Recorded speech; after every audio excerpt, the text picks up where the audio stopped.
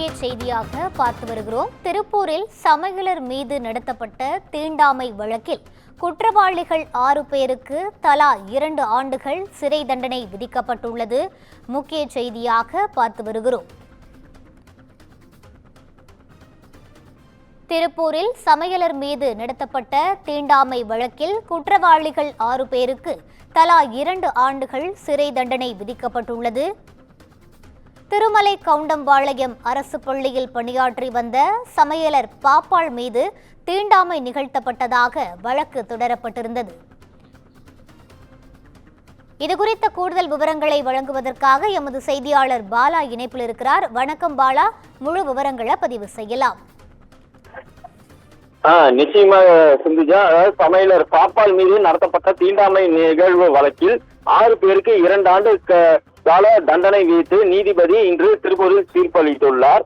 திருப்பூர் மாவட்டம் அவினாசி திருமலை கவுண்டம்பாளையத்தில் அரசு உயர்நிலைப் பள்ளியில் சத்துணவு சமையலராக அதே ஊரைச் சேர்ந்த தாழ்த்தப்பட்ட சமூகத்தைச் சேர்ந்த பாப்பாள் என்பவர் 13 வருடங்களாக பணியாற்றி வந்த நிலையில் கடந்த 2018ஆம் ஆண்டு ஜூலை 23ஆம் தேதி பாப்பாள் வழக்கம் போல் சமையல் செய்துள்ளார். அப்பொழுது அப்பள்ளியில் படிக்கும் மாணவர்களின் பெற்றோர் ஒரு தரப்பினர் பாப்பாள் சமைத்த உணவை பள்ளி குழந்தைகளுக்கு கொடுக்கக்கூடாது என கூறி பாப்பாள் சமைத்த உணவை புறக்கணித்து போராட்டத்தில் ஈடுபட்டனர். இதனை கண்டித்து பெரியார் உணர்வாளர்கள் கூட்டமைப்பு சார்பில் பாப்பாளுக்கு ஆதரவாக பல்வேறு கட்ட போராட்டம் நடத்தப்பட்டது. அதன் பின்னர் பாப்பாள் மீண்டும் திருமலை கவுண்டம்பாளையம் பகுதியில் உள்ள அதே பள்ளிக்கு மாறுதல் செய்யப்பட்டார்.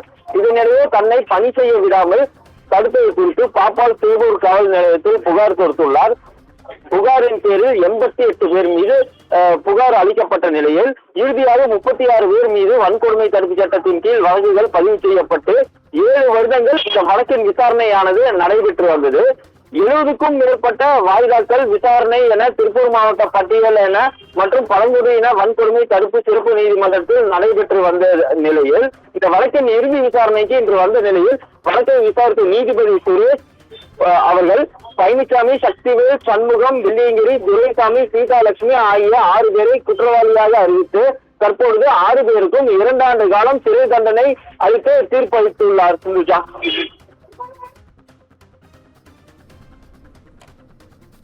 விவரங்களை வழங்கியமைக்கு நன்றி பாலா.